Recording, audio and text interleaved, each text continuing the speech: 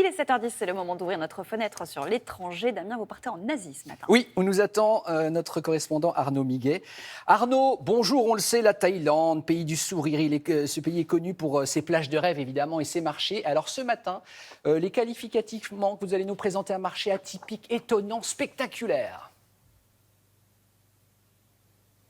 Oui, bonjour Damien. Vous savez, en Thaïlande, on vit souvent dans la rue, on mange souvent dans la rue, on trouve des vendeurs de tout et de rien. Vous l'avez dit, c'est le pays des marchés, marchés aux fleurs, marchés flottants, marchés de jour, de nuit. Le plus grand marché d'Asie est à Bangkok, mais on va vous amener à 75 km de la capitale pour voir ce marché tout à fait atypique et tout à fait étonnant qu'on appelle, Damien, le marché au parapluie pliant. Qu'est-ce que ça veut dire? Eh bien, regardez, en images, c'est un sujet que nous avons fait avec Gaël Caron. On se retrouve tout de suite après.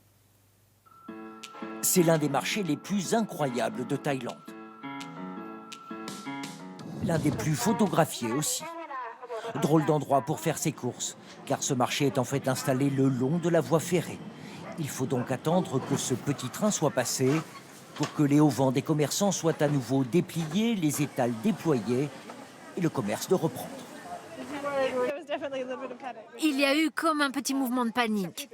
Tout le monde déplace ses affaires à toute vitesse. C'est étonnant de voir comme ils remballent tout si vite. 6 fois par jour, le rituel se répète. Tout le monde est un peu à l'étroit lorsque le convoi passe sur ce tronçon long de 500 mètres. Les wagons frôlent les marchandises, mais tout est bien rodé. Le son des sirènes de la gare nous signale l'arrivée du train. Vendeurs et touristes dégagent de la voie ferrée. Il n'y a vraiment jamais eu d'accident jusqu'à présent. Un marché qui revit depuis la levée des restrictions liées au Covid-19 et qui attire de nouveaux locaux comme touristes revenus au pays du sourire. Légumes, poissons, vêtements, souvenirs, tout y est, tout est authentique. Le charme de ce marché, c'est le côté traditionnel que les touristes peuvent venir voir de près. C'est un marché très local et ce qui est vendu ici est local et fait maison. Les marchandises ne sont pas là pour attirer les touristes.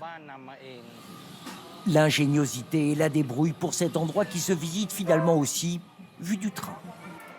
La centaine de commerçants installés commence à revivre après 2 années de vaches maigres. Loin d'être le seul en Thaïlande, ce marché de Meklong au centre du pays est sans doute l'un des plus populaires, grâce aussi à son petit train. On le voit, Arnaud, très belle destination touristique, mais dans ce monde post-Covid, est-ce qu'il y a encore des contraintes pour se rendre en Thaïlande ? Non, Damien, la Thaïlande, on peut aller assez librement. On a besoin d'un vaccin, mais quand on n'a pas de vaccin, il faut un test PCR de moins de 72 heures pour monter dans l'avion. La Thaïlande compte beaucoup sur le tourisme. Vous l'avez vu dans le sujet, les touristes commencent à revenir assez timidement. Les autorités thaï parient sur 8 millions de touristes cette année. Vous voyez qu'on est très très loin du niveau pré-Covid où c'était 39 millions de touristes en Thaïlande en 2019, 39 millions de touristes et 10 millions de Chinois. Mais voilà, les Chinois sont toujours assez coincés dans leur pays. Politique zéro Covid oblige.